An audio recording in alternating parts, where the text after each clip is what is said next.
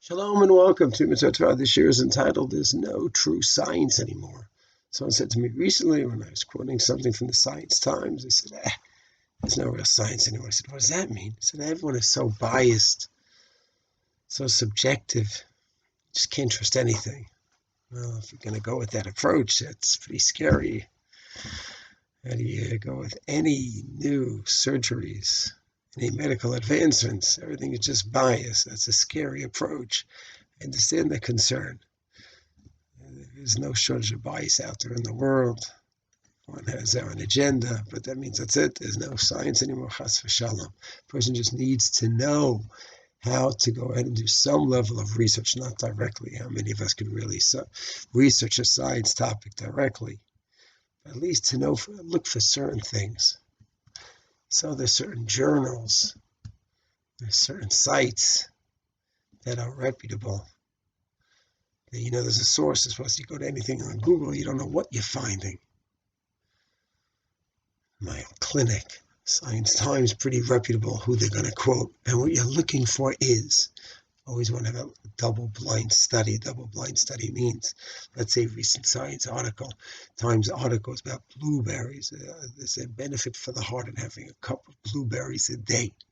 So double-blind means that they had people receiving blueberries, but there's three kinds. One was blueberries, pure blueberries. The other one was a mixture, and the other one was not at all. But they all look the same. What you want is that ones who are receiving the blueberries at different kinds do not know if they're getting type A, B, or C, and the ones administering the test who are giving me the blueberries, they don't know either. Because if they know, then they may also be passing on those feelings one way or another, even subconsciously. So you want double blind with the people involved in the actual giving and taking of the item. They don't even know what's going on. They don't know if it's a placebo. They don't know if it's real. 50%. That's double blind. You want it to be a high number of people. You don't want to go ahead and do a study on 10 people who had blueberries and see, wow, look at that. The ones who had the full cup of blueberries, their heart really were much stronger. And the five, they were not. You want it to be on a substantial amount of people.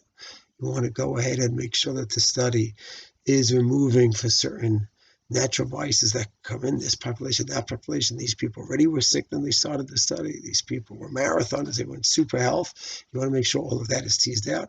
And then you also want to make sure that the ones funding the study is not the Blueberry Association. That also could create a tremendous bias. And if that does happen, which does happen at times, the Science Times will report it. And if the article made it to a good journal, a respectable journal, they'll report, yes, this was funded by the Blueberry Associate Growers Foundation of America. So they're letting you know.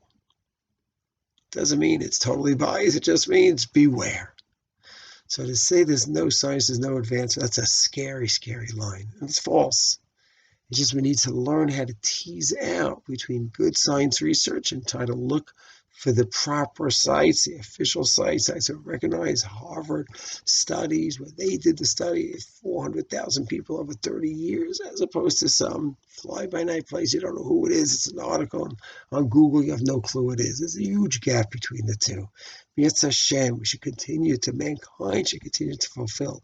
From generation to generation, will understand God's works more.